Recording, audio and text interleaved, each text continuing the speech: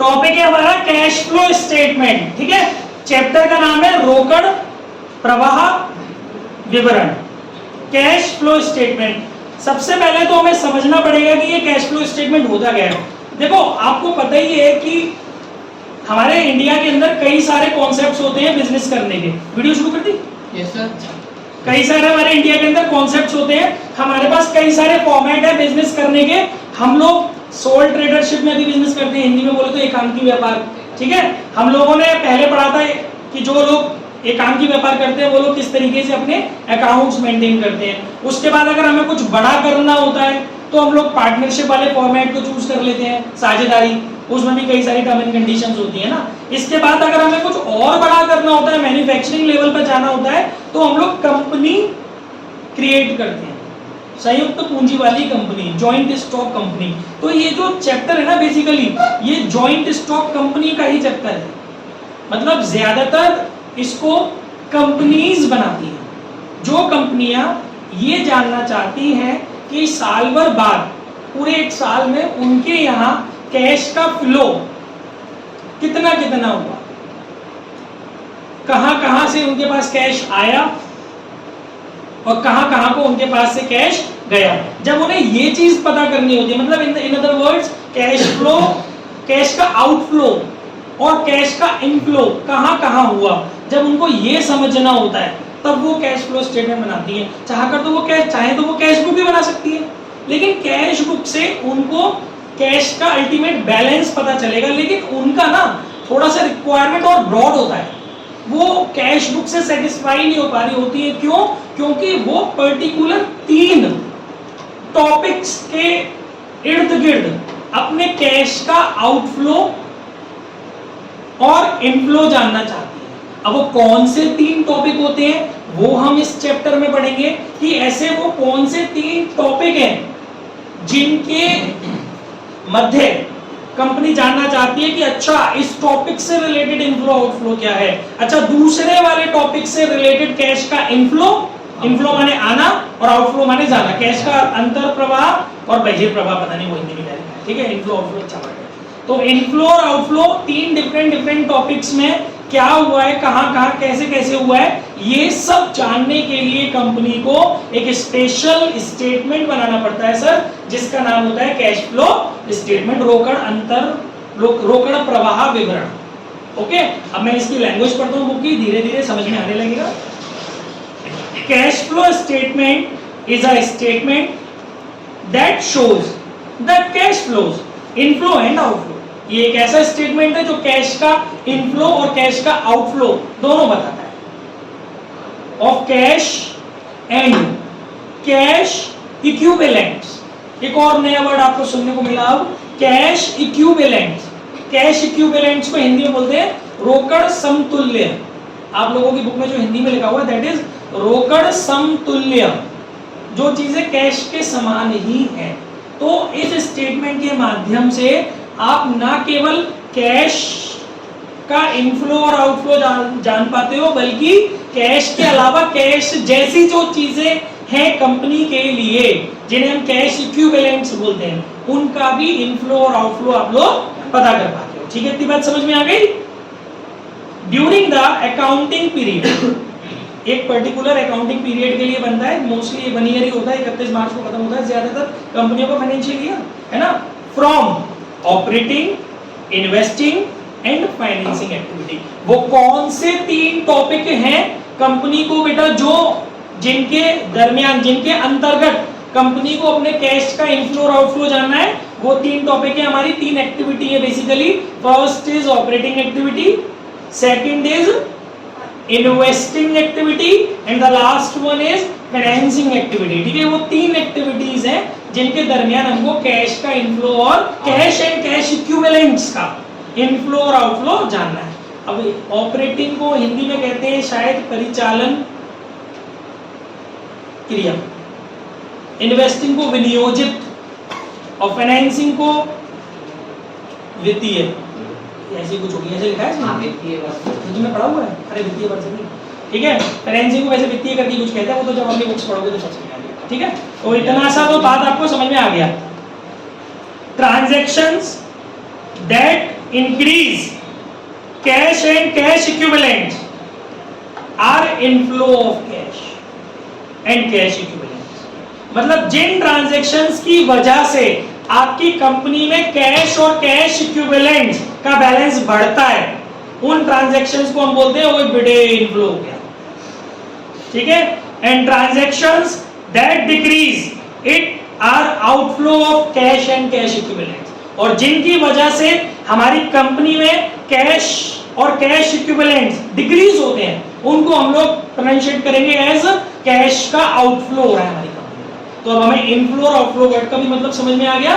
जिन चीजों की वजह से, जिन एक्टिविटीज, जिन आइटम्स की वजह से हमारी कंपनी का कैश बढ़ेगा वो हमारे लिए इनफ्लो मानी जाएंगी, और जिन चीजों पर हमारी कंपनी का कैश कम होगा वो आउटफ्लो मानी जाएंगी। Cash and cash equivalent includes cash on hand. अभी क्या नंबर आ रहा है, कोई क्या नंबर है? ये सर नंबर है, उठाओ स्पीकर बोल देना। And cash equivalents includes cash on hand, bank balance, marketable securities etcetera. मतलब अब हमें ये समझना है कि भैया कैश और कैश इक्विवेलेंट्स में क्या क्या चीजें आती हैं।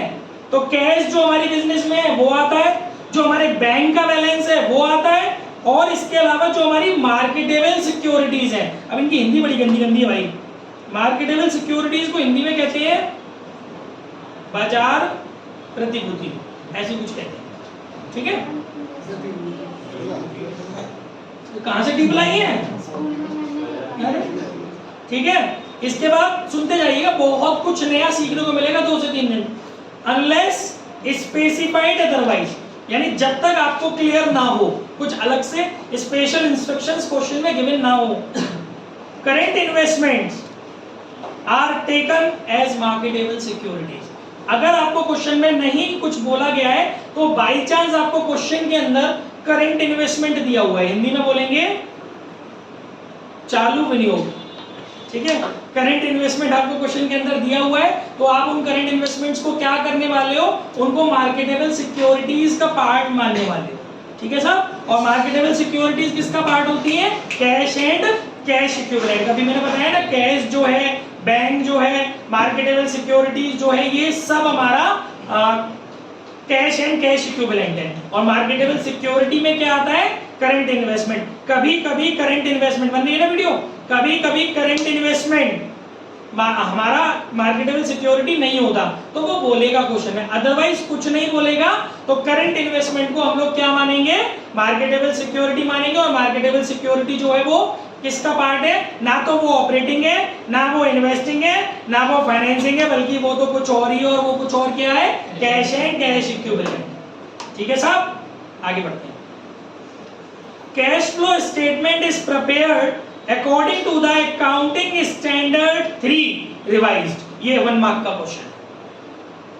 पहले कुछ वर्षों पहले, might be possible 3 to 4 year पहले, कि जो कैश फ्लो बनता था वो अकाउंटिंग स्टैंडर्ड 3 लेखांकन, आपने 11th में पढ़े होंगे, कुछ हमारे अकाउंटिंग स्टैंडर्ड्स हैं, शायद 34 है, तो 29 से पहले शायद बढ़ के 34 हो गए हैं। तो हमारे कुछ अकाउंटिंग स्टैंडर्ड्स हैं, तो उनके अकॉर्डिंग पहले AS3 जो हमारा तीसरा अकाउंटिंग स्टैंडर्ड था उसके अकॉर्डिंग बनता था। लेकिन अभी जो हमारा कैश फ्लो बन रहा है सर, वो AS3 के अकॉर्डिंग बनता है। AS3 रिवाइज्ड, संशोधित, लेखांकन प्रमाप 3 संशोधित, उसमें कुछ अमेंडमेंट्स आए, कुछ चेंजेस आए, उसके अकॉर्डिंग बनता है, ठीक है। ये 1 मार्क का क्वेश्चन है, पॉइंट 2। इसके बाद गाइस, सॉरी, AS मतलब accounting standard, cash flow statement, ठीक है। The accounting standard prescribes that the cash flow statement be prepared either by direct method और इनडायरेक्ट मेथड। जो हमारा AS3 रिवाइज्ड वाला है वो ये बोलता है कि आप 2 तरीके से बना सकते हो अपने कैश फ्लो स्टेटमेंट को, डायरेक्ट मेथड से भी बना सकते हो और इनडायरेक्ट मेथड से भी बना सकते हो। CBSE में तो डायरेक्ट मेथड कटा हुआ है, बट अनफॉर्चुनेटली यूपी में दोनों है। Showing cash flow under 3 heads, इन्होंने ये भी बोला है कि आपका जो कैश फ्लो है वो 3 हेड्स में बनेगा। पहले हेड का नाम होगा ऑपरेटिंग एक्टिविटी, दूसरे हेड का नाम होगा इन्वेस्टिंग एक्टिविटी, और तीसरे हेड का नाम होगा फाइनेंसिंग एक्टिविटी, ठीक है। Cash flow statement by indirect method, पहले इनडायरेक्ट को डिस्कस कर लेंगे, बाद में किसी जमाने में डायरेक्ट को भी डिस्कस करेंगे। Cash flow statement by indirect method is prepared from the financial statement, balance sheet and statement of profit and loss. ये भी एक इंपॉर्टेंट पॉइंट है जो आपको दिमाग में रखना है। बनाते कैसे है कैश फ्लो स्टेटमेंट, क्या दिया होगा क्वेश्चन के अंदर, जो तुम्हारी कंपनी है ना उसकी बैलेंस शीट दी होगी और उस कंपनी का पीएनएल स्टेटमेंट दिया होगा। कंपनियां अपने यहाँ पीएनएल अकाउंट नहीं बनाती हैं, कंपनियां अपने यहाँ पीएनएल स्टेटमेंट अकाउंट बनाती हैं, लाभानी विवरण खाता, ठीक है।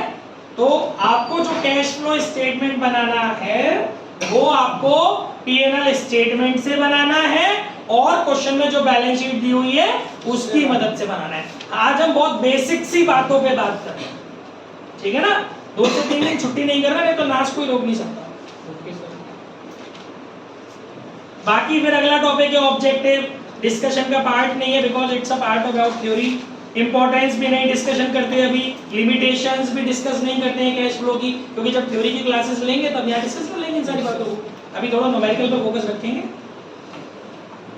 ठीक है ना।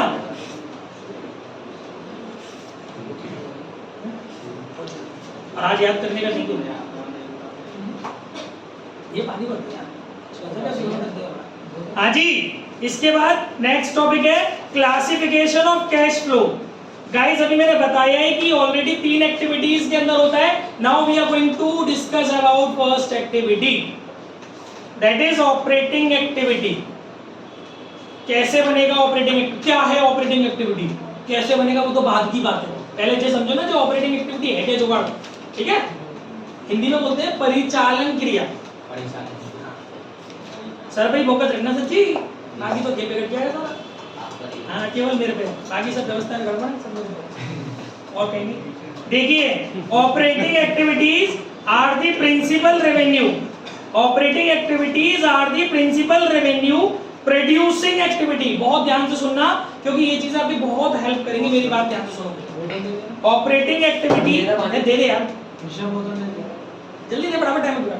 Operating activity are the principal revenue producing activities of the enterprise and other activities that are not investing or financing activity. इसको हिंदी में सर अगर समझे तो वो ये कहना चाह रहा है कि परिचालन क्रियाओं से, आपकी बुक में बहुत ज्यादा गंदी थ्योरी दी है, मेरे को तो समझ में नहीं आ रही क्या लिखा है उसमें, शुद्ध से शुद्ध संस्कृत सी दे दी उसमें, इसीलिए इसमें से पढ़ा रहा हूँ।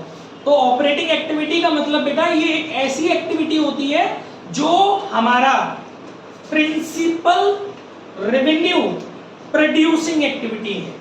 मतलब जो जिस उद्देश्य के लिए हमने अपनी कंपनी खोली है उस उद्देश्य को पूरा करने में जो क्रियाएं हो रही हैं, जो इनकम्स आ रही हैं, जो खर्चे हो रहे हैं, उस पर्पस को पूरा करने में उसे बोलते हैं प्रिंसिपल, माने मेन, मुख्य, प्रिंसिपल रेवेन्यू प्रोड्यूसिंग। मतलब आदमी जो होता है वो अपना प्रिंसिपल रेवेन्यू, जैसे कोई कंपनी है वो अपनी प्रिंसिपल रेवेन्यू का क्या मतलब हो गया कि जिस उद्देश्य के लिए वो बनी है। जैसे मैंने जूते को बनाने के लिए कंपनी बनाई है कि मैं जूता बनाऊंगा और जूता बेचूंगा साहब, तो मैंने जूते की मैन्युफैक्चरिंग कंपनी डाली, तो मेरा प्रिंसिपल रेवेन्यू क्या होगा, जूते को बेच के आने वाला पैसा is called my principal revenue.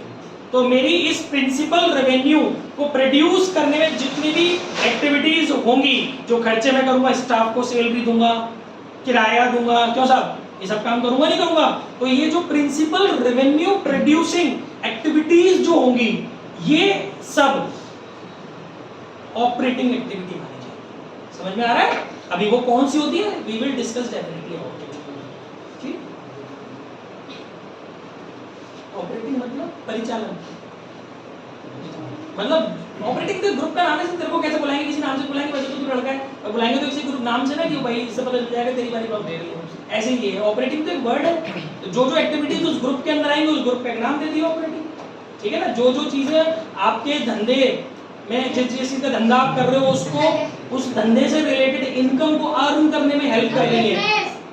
Sorry क्या, अरे ठीक है, तो जो आपका बिजनेस, ठीक है, जो आपका बिजनेस है बेटा, जो जिस चीज के लिए आपने कंपनी ओपन किया है उससे रिलेटेड इनकम और एक्सपेंसेस को जो एक्टिविटीज कवर कर रही है उस इन सारी एक्टिविटीज को हम ऑपरेटिंग एक्टिविटीज बोलते हैं। ठीक है, आगे बढ़े। अब पॉज कर ले एक मिनट, फिर आगे बढ़ते हैं। ठीक है, आई होप चीजें समझ में आ गई होगी। आगे बोलूं, देखिए फटाफट चलते चलते जल्दी से। Cash flow from operating activities being the principal revenue producing activity of the enterprise generally results from the business transactions and events that determine profit and net profit and loss. मतलब इन शॉर्ट इसने वही बोला है कि जिनसे हमारा net profit और net loss निकलता है, जो हमारी फर्म के प्रॉफिट और लॉस को फाइंड आउट करने में हेल्प कर रही है, वो सारी एक्टिविटीज हमारी प्रिंसिपल रेवेन्यू जनरेटिंग एक्टिविटीज होती है और उन सबको हम ऑपरेटिंग एक्टिविटी बोलते हैं।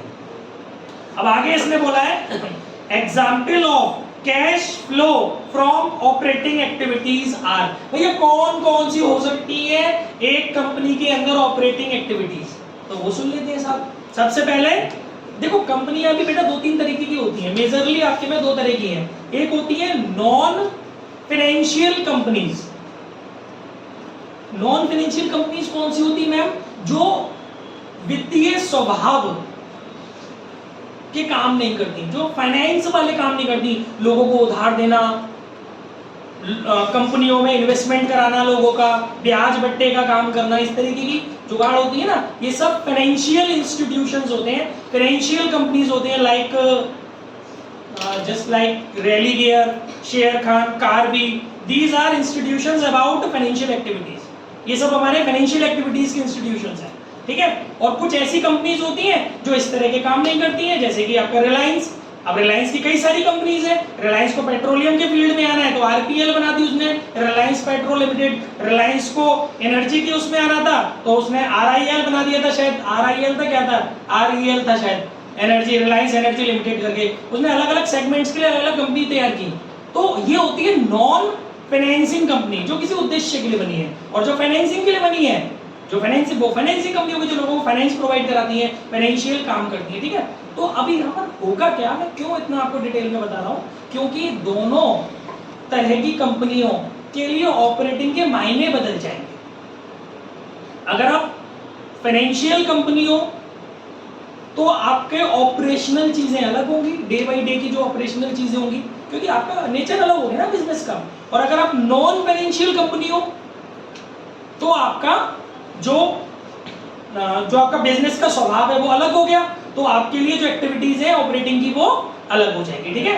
तो पहले इसमें जो बताया गया है वो बताया गया है फॉर नॉन फाइनेंशियल कंपनी, जो बिना फाइनेंस वाली कंपनी है, जो मतलब जो गैर वित्तीय स्वभाव वाली कंपनी है, उन कंपनियों के लिए ऑपरेटिंग एक्टिविटी में क्या क्या आता है। सबसे पहला पॉइंट है कैश रिसीप्ट। जैसे नॉर्मली समझ लो तुम जूते की कंपनी बना रहे हो, जूता मैन्युफैक्चरिंग की कंपनी है तुम्हारी, तो उसमें अब तुम्हें क्या क्या चीजें अपनी ऑपरेटिंग में डालनी है। Cash receipt from sale of goods and rendering services. आप अपना माल बेच के जो पैसा कमाओगे ना, माल बेच के जो पैसा आएगा वो कौन सी एक्टिविटी मानी जाएगी? Operating activity. क्योंकि भाई तुम्हारा काम ही यही है माल बेचना, माल नहीं बेचोगे तो फिर रेवेन्यू कैसे जनरेट होगा? ठीक है कि नहीं? ठीक है। दूसरा cash received, cash received from royalty, fee and commission. ये भी आपका ऑपरेटिंग है, क्योंकि आपको रॉयल्टी से आपको पैसा मिलता है, चीजें आप मतलब चीजें आप अपनी देते रहते हो ना। रॉयल्टी एक तरीके का रेंट, स्पेशल रेंट होता है, अधिकार शुल्क हिंदी में इसको बोलते हैं। एक तरीके का स्पेशल रेंट होता है जब हम किसी को अपना कोई राइट यूज करने के लिए देते हैं कि मेरे पास कोई राइट्स है, I am subletting that right to you, मैं ये चीज आपको दे रहा हूं, तो उसके एवज में जो आप मुझे दोगे that will be pronunciate as royalty, ठीक है, वो मेरे लिए रॉयल्टी है। तो उस कंडीशन में रॉयल्टी, क्योंकि ये होता रहता है कंपनी में, कंपनी अपने राइट्स लोगों को यूज करने के लिए छोटी छोटी कंपनीज को या किसी भी पर्सन को देती रहती है, फीसेस आती रहती है कंपनी में, कमीशंस आते रहते हैं कंपनी में। तो ध्यान रखिएगा, ये याद करते हुए ये सब न्यूमेरिकल है, तो रॉयल्टी, फीस, कमीशंस ये सब बंद कर लीजिए, बेकार है जो पूछता। रॉयल्टी, फीस, कमीशन बेटा ये सब जो है वो आपका क्या माना जाएगा? ऑपरेटिंग। समझ में आ रहा है? बाकी वीडियो देख लेना, फोटो में भेजी दूंगा इसकी। इसके बाद cash receipt from trade receivable. Receivable जानते हो? कोई बच्चा जानता है पूरे बैच में रिसीव क्या होता है? कौन रिसीवेबल? जैसे हम फर्म किसी को अपना गुड्स वगैरह सेल करते हैं। अच्छा, कौन रिसीवेबल में क्या क्या चीजें आ सकती हैं? मुझे नहीं पता, बस मुझे किसी और बच्चे को बताओ रिसीवेबल में क्या क्या आ सकता है। गाइस दो चीजें आती है रिसीवेबल में, एक डेटर्स और एक बीआर। अब याद कर लीजिएगा आगे के लिए। Bunch of debtor and BR is called receivable. प्राप्य बिल नहीं, प्राप्य ओनली प्राप्य बिल नहीं, ओनली प्राप्य। जिसके अंदर डेटर आता है और जिसके अंदर बीआर आता है, देनदार और प्राप्य बिल, इन दोनों को अगर हम जोड़ दें तो वो ग्रुप हमारा क्या कहलाता है? रिसीवेबल। प्राप्य, हिंदी बोलते हैं इसकी प्राप्य। तो इंग्लिश में और संस्कृत में क्या बोला मैंने? रिसीवेबल संस्कृत में बोला है। क्या पागल हो क्या सबरे? सबरे नहीं कर रहे हो? दिया मेरे बच्चे इसे रिपीट इसे देखियो ना करते। मेरे नेक्स्ट व्यू पॉइंट को पढ़ेंगे, क्या बोलते हो उसे वॉच दें। Cash received from trade receivable, ठीक है। ये आपको मिलेगी नहीं है भी 3-4 दिन तक एप्लीकेशन के अंदर। जिसको देखनी है ये YouTube पे ही मिलेगी, लिंक डाल दूंगा YouTube की वीडियो का। मैं डालूंगा ही नहीं से एप्लीकेशन के अंदर 3-4 दिन तक। देखनी है तो बेटा देखनी पड़ेगी YouTube पे जाके। लाइक नहीं बढ़वाने, व्यू टाइम बढ़वाना। Cash received from trade receivable. चलो देखो भाई, अगर आपको आपके ट्रेड रिसीवेबल से पैसा मिल रहा है, भैया डेटर कब बनते हैं? बिजनेस करते हो तभी तो डेटर बनता है तुम्हारा भाई। तुम्हारे गुड से रिलेटेड ही तो होते हैं डेटर। और बीआर कैसे बनता है? डेट वही गुड से रिलेटेड होते हैं बीआर। तो ये दोनों चीजों से देखो, ध्यान से सुनते जाओ ने। ये दोनों चीजों से जब आपके पास पैसा आता है ना, उसको पास रख ले, मैं चीज नहीं रहा। ये दोनों चीजों से जब आपके पास बीआर आता है ना, पैसा आता है ना, तो ये आपका किस में माना जाएगा? ऑपरेटिंग एक्टिविटी में। मतलब ऑपरेटिंग एक्टिविटी के अंदर डालियो। क्वेश्चन में लिखा हो कि कैश रिसीव्ड फ्रॉम डेटर 50,000, सोचियो मत कहां डालना है, ऑपरेटिंग एक्टिविटी में डाल दियो। जब ये याद होंगे तभी तो पता चलेगा। जब तक क्लासिफाई नहीं करोगे, आइडेंटिफाई नहीं करोगे, तो कैसे डालोगे कि इस एक्टिविटी को मैं ऑपरेटिंग में डालूं या फाइनेंसिंग में डालूं या इन्वेस्टिंग में डालूं? ठीक है। आगे क्या बेटा? Cash payment for purchase of goods and availing services. आपने गुड्स खरीदे हैं, वो भी क्या माना जाएगा आपका? ऑपरेटिंग। क्योंकि ये सब काम आप क्यों कर रहे हो? जिस चीज का बिजनेस कर रहे हो उसी को तो गुड्स बोलते हैं। उसको जब तक खरीदोगे नहीं तो बेच क्या दोगे? फिर पहले खरीदोगे फिर उसको सेट करके बेचोगे, ठीक है ना। तो फिर ये भी आपका क्या माना जाएगा? Operating activity. और अगर आप ऑपरेटिंग एक्टिविटी, और कई बार कंपनियां बेटा गुड्स की जगह सर्विसेज प्रोवाइडिंग कंपनियां भी होती हैं, कुछ सर्विसेज देने के लिए बनती हैं। तो फिर आप क्या करोगे? अगर आपको सर्विस देनी है तो पहले आप सर्विस लेके आओगे, फिर उस सर्विस पे अपना लेवल चिपकाओगे और फिर आगे बढ़ा दोगे सर्विस को, है ना। वो जैसे सप्लाई की सर्विसेज की कंपनीज होती है कई सारी, जैसे लाइक अब जैसे क्रूड ऑयल का समझ लो। अब कच्चा तेल तेरे घर में तो बनना है, ये मतलब रिफाइनरी है। ये क्या है? ये केवल रिफाइनरी ही तो है। आता तो विदेशों से है कच्चा तेल, अमेरिका से, इराक से, कई सारी कंट्रीज से आ रहा है, जो खाड़ी देश है वहां से कच्चा तेल आ रहा है ना। फिर उसके बाद यहाँ पर आकर के रिफाइन हो रहा है। गुजरात में होता है, इंडिया में तो ही है सबसे बड़ी गुजराती तो वर्ल्ड वाइड एशिया में, ठीक है। तो वो वहां से जो हमारा कच्चा तेल आता है उसको यहाँ पे रिफाइन किया जाता है। तो ये क्या कर रही है? फिर सप्लाई ही तो कर रही है। तो ये सर्विस प्रोवाइडिंग कंपनियां हो गई। तो इस तरीके की जो चीजें हैं बेटा, ये फिर ये जब सर्विस खरीदती हैं तो वो भी ऑपरेटिंग का पार्ट माना जाता है। और जब ये सर्विस प्रोवाइड करती हैं या फिर सर्विस देती हैं, सेल करती हैं, ये भी आपका ऑपरेटिंग में आएगा। गुड्स और सर्विसेज दोनों ऑपरेटिंग का पार्ट माने जाएंगे। इसके बाद cash payment to trade payables. अभी वहां कैश रिसीव्ड फ्रॉम रिसीवेबल आ रहा था, और कैश पेमेंट पेबल्स कहां जाएगा? ऑपरेटिंग में। पेबल में क्या क्या आएगा? जस्ट उल्टा कर दो। डेटर का उल्टा क्रेडिटर, बीआर का उल्टा बीपी। यानी पेबल को दो चीजों का ग्रुप होता है पेबल, बीपी और क्रेडिटर। तो अगर आप अपने बीपी का पेमेंट कर रहे हो, अगर आप अपने क्रेडिटर को पेमेंट कर रहे हो, तो वो आप कहां डालोगे? ऑपरेटिंग एक्टिविटी के अंदर डालोगे। समझ में आ रहा है? बहुत हल्की लैंग्वेज में समझा रहा हूं मैं, इतना अच्छा आपकी बुक में लिखा नहीं है। इसके बाद आगे लिखा हुआ बेटा cash payment of wages, salary and other payments to employees. आप अपने एम्प्लॉइज को जो भी पेमेंट करते हो, सैलरी किसको देते हो? एम्प्लॉय को। वेजेस किसको देते हो? वर्कर को। और भी बहुत सारे एम्प्लॉय बेनिफिट एक्सपेंसेस होते हैं। तो ये जो भी एक्सपेंसेस आप अपने एम्प्लॉइज को दे रहे हो वो सब भी आपके ऑपरेटिंग है। क्योंकि एम्प्लॉय का के लिए रखे हैं? माल बना के बेचने के लिए, इसीलिए तो रखे हैं अपने एम्प्लॉय। तो जो चीजें मैंने बोला ना कि रेवेन्यू जनरेट करने में लगी हुई है, एंगेज एक्टिविटी, वो सब आपकी क्या मानी जाएंगी? ऑपरेटिंग एक्टिविटी, ठीक है ना। आगे उनमें 10 मिनट रहेंगे तो बता देना। इसके बाद आगे क्या है? Cash received of premium and payment of claims.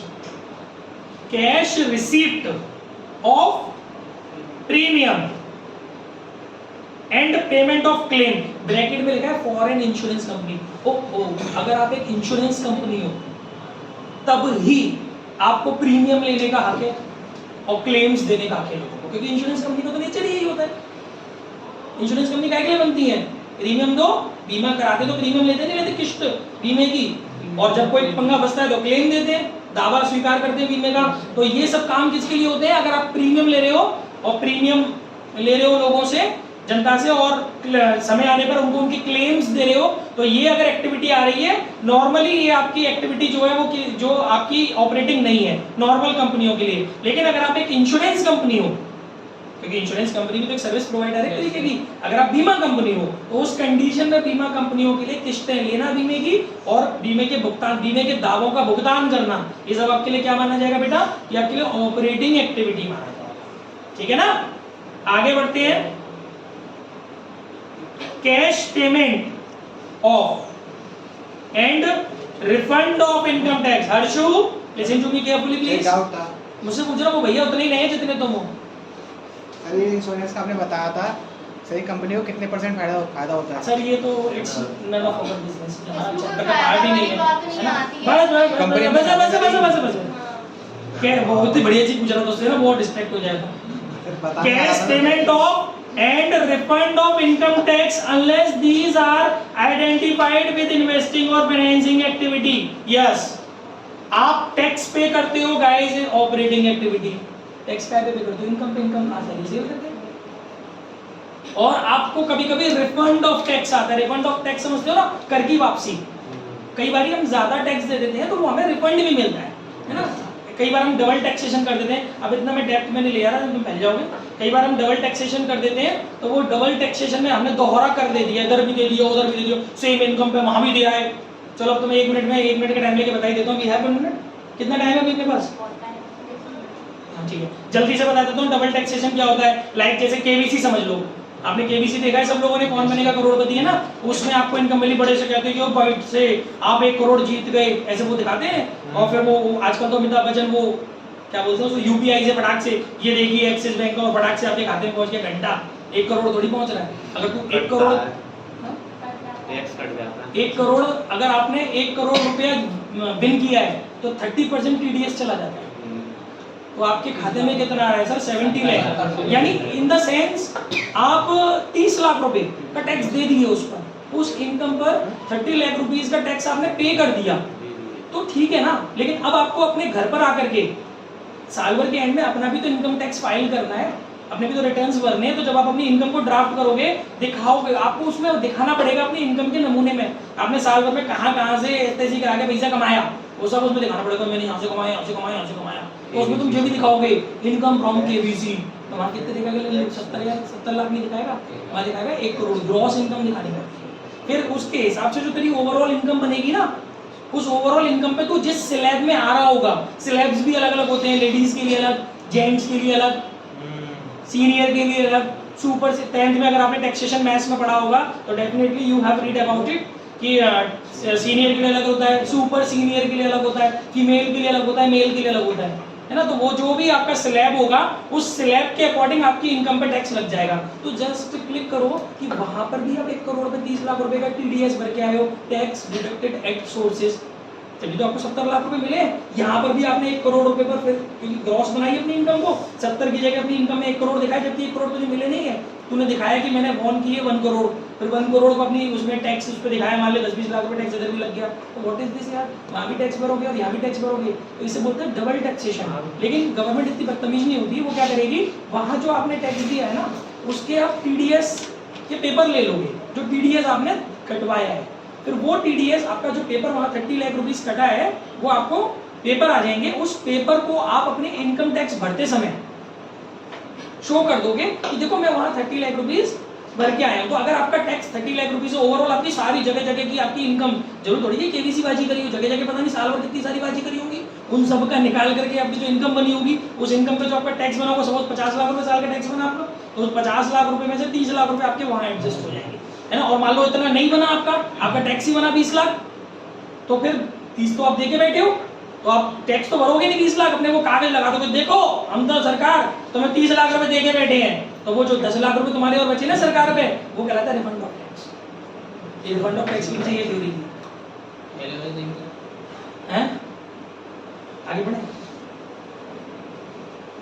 तो तो कुल मिला के कहानी ये है कि टैक्स का पेमेंट और रिफंड, टैक्स का payment and refund of tax, बेटा ये सब चीजें आपकी कहाँ जाने वाली हैं? ये सब आपके ऑपरेटिंग में जाने वाली हैं। तो कुछ मैंने आज एग्जांपल्स आपको समझाए हैं ऑपरेटिंग के। किनके लिए? जब तुम नॉन फाइनेंशियल कंपनी हो, और अगर तुम फाइनेंशियल कंपनी हो तुम्हारा काम ही है लोगों को ब्याज बट्टेबाजी कराना। सिक्योरिटीज तुमने, मैंने एक कंपनी खोल ली, अब मैंने रिलायंस के शेयर खरीद लिए, लाओ 1 करोड़ रुपए के मेरे को पैसे धरा है, मैं गया 1 करोड़ रुपए के शेयर खरीद लिए मैंने।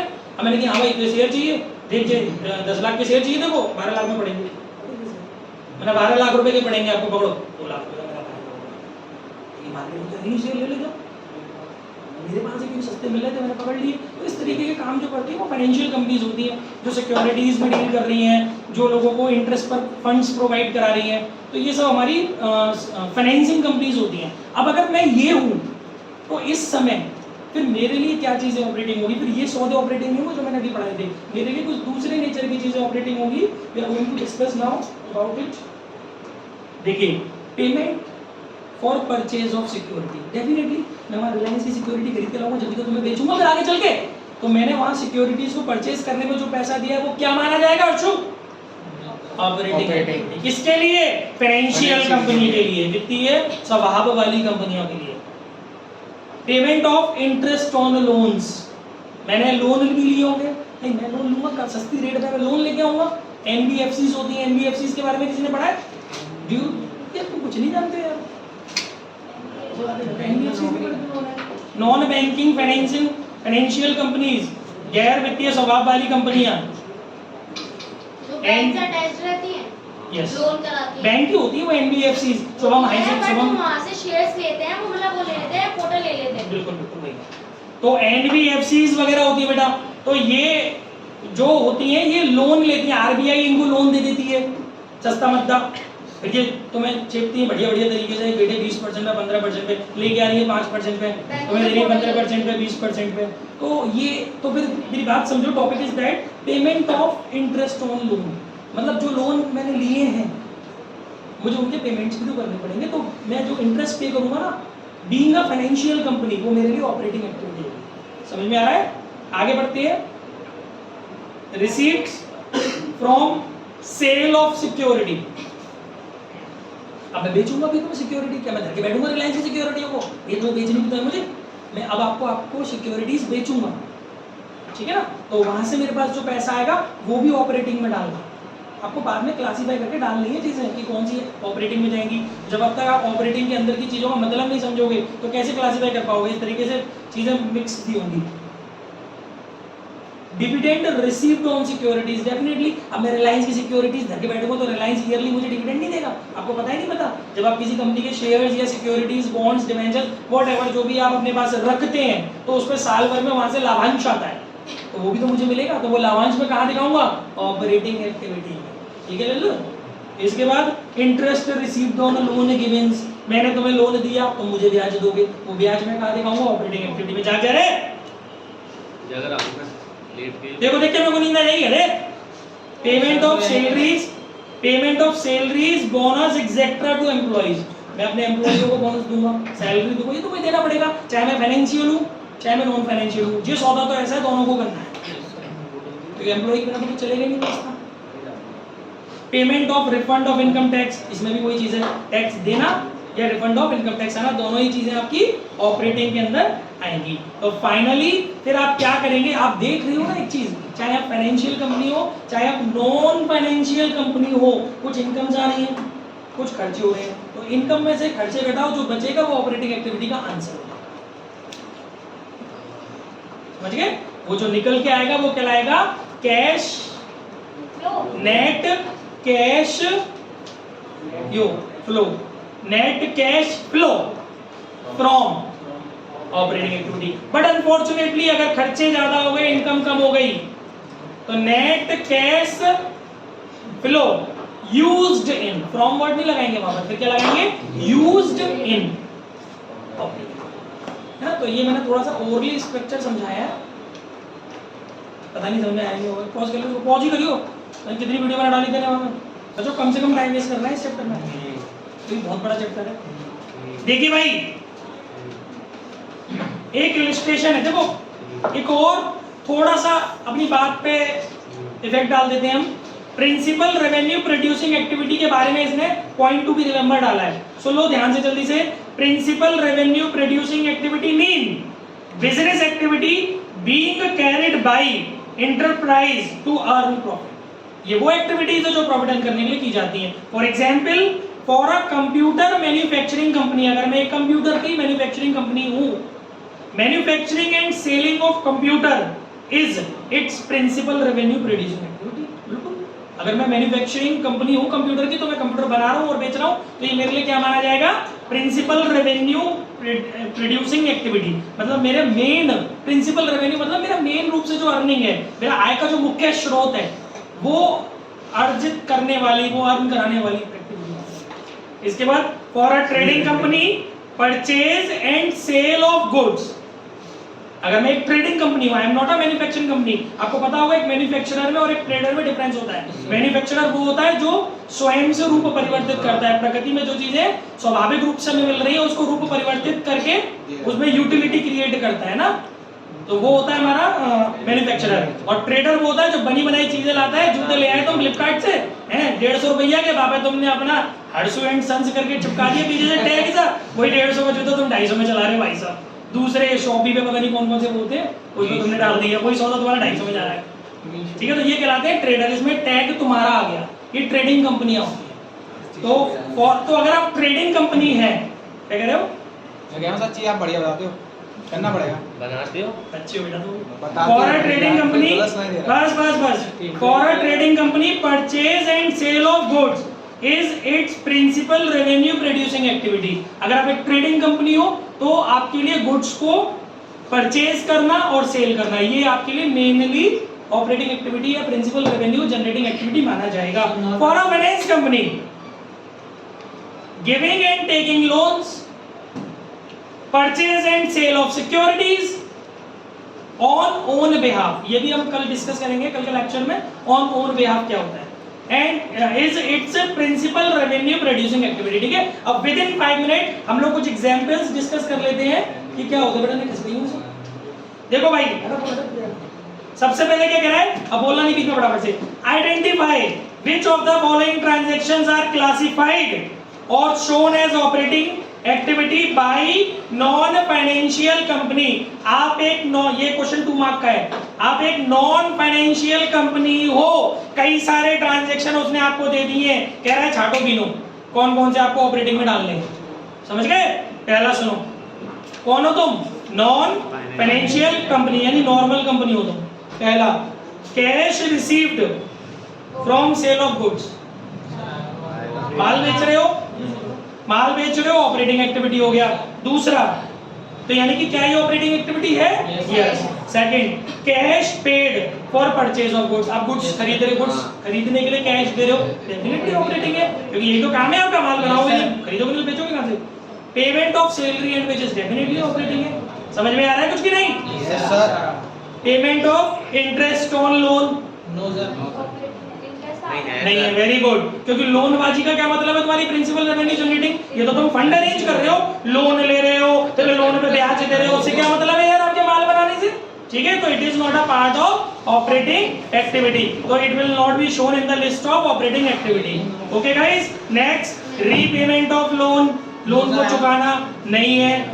ठीक है, purchase of machinery against payment नहीं है। मशीन खरीद रहे हो तो इससे क्या मतलब है? क्या करो? मशीन खरीद रहे हो, माल बना रहेगा, माल बना के बेच, समझ में आता है? मशीन खरीद रहे तो खरीदता रहे, it is not a operating activity. ठीक है, पूछ लेना वरना कुछ दुविधा चले तो। डिविडेंड पेड नहीं है। Sale of car in cash नहीं है। हाँ, अगर तू कार का डीलर होता ना तो तेरे लिए कार नहीं होती, चना मटर होती, मतलब गुड्स होती। रोज बेचता तू, रोज खरीदता, रोज बेचता, रोज खरीदता, रोज बेचता, तो वो तेरे लिए गुड्स होता, तब सेल ऑफ कार तेरी ऑपरेटिंग होती। But you are not a dealer of car in this question, that's why sale of car is not a part of operating activity. ठीक है, इसके बाद कमीशन रिसीव्ड, यस ऑपरेटिंग, ये तो करना पड़ता है, कंपनी को मिलता रहता है कमीशन को। सुनो नहीं, अच्छा पढ़ा दिया स्कूल वालों ने। Cash received from a trade receivable, ये भी क्यों नहीं है? घटे अभी बता रही थी, रिसीवेबल के अंदर आ गया ट्रेड आ गया। ट्रेड रिसीवेबल के अंदर डेटर और बीआर आएंगे, तो ये भी आपका ऑपरेटिंग है। ठीक है ना? आई होप चीजें समझ में आ रही होंगी, सब बढ़िया चल रहा होगा। जल्दी से एक और डिस्कस कर लेते हैं। Identify which of the following transactions are classified और shown as operating activity by the financing company. अब आप फाइनेंशियल कंपनी हो गए हो। थॉट प्रोसेस आपका फाइनेंशियल कंपनी वाला चलना चाहिए। ठीक है, सुनिए। Payment of salary and wages, yes है। अरे तुम फाइनेंशियल हो गए तो क्या खुद का काम खुद करोगे क्या? अरे स्टाफ तो रखना पड़ेगा यार, सैलरी वेजेस तो दोगे कौन सा? शर्मा जी समझ में आ रहा है? सेकंड है payment of interest on loan taken, operating है, क्योंकि तुम फाइनेंशियल हो, तुम्हारा काम ही है लोनबाजी करना। लोन लोगे तभी तो लोन दोगे, तो लोन लोगे तो क्या ब्याज नहीं दोगे? वही तो कह रहा है payment of interest on loan, operating है। ठीक है, आगे सुनो। Receipt of interest on loan given, loan दिए वहां से ब्याज भी बटोरोगे, ये भी ऑपरेटिंग है। आगे सुनो। Purchase of share for trading, purchase of shares for trading, trading मतलब तो व्यापार करना, खरीदना बेचना इज कॉल्ड ट्रेडिंग। तो और क्या, मेरा काम ही यही है, खरीदूंगा तभी तो बेचूंगा शेयर्स, लोन बाजी थोड़ी करता रहूंगा, सिक्योरिटी बाजी भी तो करनी है थोड़ी। और purchase of share as investment, ये नहीं मेरा मन कर रहा था यार कि यार मैं थोड़ा पैसे जोड़ लूं, इन्वेस्टमेंट करके रख लूं, ये तो इन्वेस्टमेंट कर रहा हूं मैं, बिजनेस में थोड़ी यूटिलाइज कर रहा हूं चीजों को। मैंने शेयर रिलायंस के खरीदे, अपने घर में रख दिए लोगों ने जाके, क्या जो तो इन्वेस्टमेंट है मेरा, बड़े बुरे वक्त में काम आएगा। तो ये क्या बिजनेस का पार्ट है यार, तो ये ऑपरेटिंग नहीं है। ठीक है। Purchase of shares on behalf of customer नहीं है। देखो जी, शेयर खरीदने हैं ना तो मुझे अपने बिहाफ पे खरीदने हैं, तेरे बिहाफ पे खरीदूंगा तो ये कोई ऑपरेटिंग नहीं है। याद रखना इस बात को, यही मैं कह रहा था कि मैं कल समझाऊंगा ऑन इट्स बिहाफ वाला। शेयर्स या डिवेंचर्स जो भी सिक्योरिटीज है, प्रतिभूतियां हैं जिनको हम खरीदते और बेचते हैं, अगर मैंने दूसरे के बिहाफ पर खरीदी है तो ये ऑपरेटिंग नहीं है। अपने बिहाफ पर खुद खरीदी है, खुद के बिहाफ पर खरीदी, अपने दम पे खरीदी, तुझे तो मैं बेचूंगा, तब ये ऑपरेटिंग है। क्योंकि जब हम किसी दूसरे के बिहाफ पर खरीदते हैं ना तो हमें कमीशन मिलता है, ना कि प्रॉफिट मिलता है। तुम मुझसे कहेगा सच्ची मैं पकड़ ली रिलायंस की, जितने क्या है मेरे खाते में से काटती हूँ, चलो सच्ची अपना कमीशन, तो ये थोड़ी मेरा काम है। मेरा काम है प्रॉफिट कमाना, अपनी रेट पे खरीदूंगा, अपनी रेट पे तेरे को बेचूंगा, बीच का प्रॉफिट मेरा। समझ में आ रहा है? तो याद रखिएगा, कस्टमर के बिहाफ पर अगर आप सिक्योरिटी खरीद रहे हो तो फाइनेंशियल कंपनी के लिए ऑपरेटिंग नहीं है। अपने बिहाफ पर कंपनी खरीद रही है सिक्योरिटीज तो कंपनी के लिए है operating. Sale of shares on behalf of customer, तेरे बिहाफ पर बेच रहा हूं, कोई मैं ऑपरेटिंग कहेगी ऑपरेटिंग। तेरे बिहाफ पे खरीदना नहीं तो तेरे बिहाफ पर बेचना, बिहाफ समझते ना किस तरफ से की ओर से। इश्यू ऑफ डिवेंचर नहीं है ऑपरेटिंग। डिवेंचर देख, मैंने ये नहीं लिखा है कि इन्वेस्टमेंट इन डिवेंचर, ये नहीं लिखा है कि purchase of debenture, this is a issue of debenture. Debenture कौन इश्यू करता है? जो कंपनी होती है। तो मैं खुद के डिवेंचर इश्यू थोड़ी करूंगा इसमें, मैं तो दूसरे की सिक्योरिटीज खरीदूंगा और तुझे बेचूंगा, क्योंकि मैं फाइनेंशियल कंपनी हूं। अगर अपने डिवेंचर इश्यू कर रहा हूं ना मैं, तो इसका मतलब वो ऑपरेटिंग का पार्ट नहीं है, क्योंकि मैं तो किसी और पॉइंट ऑफ व्यू से डिवेंचर इश्यू कर रहा हूं आपका फंड्स अरेंज करने के लिए, वो कोई बिजनेस का ऑपरेटिंग एक्टिविटी थोड़ी हुई। तो ध्यान रखना, डिवेंचर को ऋण पत्रों का निर्गमन, issue of debenture is not a part of operating activity. ठीक है, बस आज के लिए इतना ही। अब फटाफट से मुझे बुक दो, एट पेशेंस बी सीक्रेट। सबसे पहले मुझे बुक दो और मुझे मैं आपको थ्योरी देने दूं। लाओ।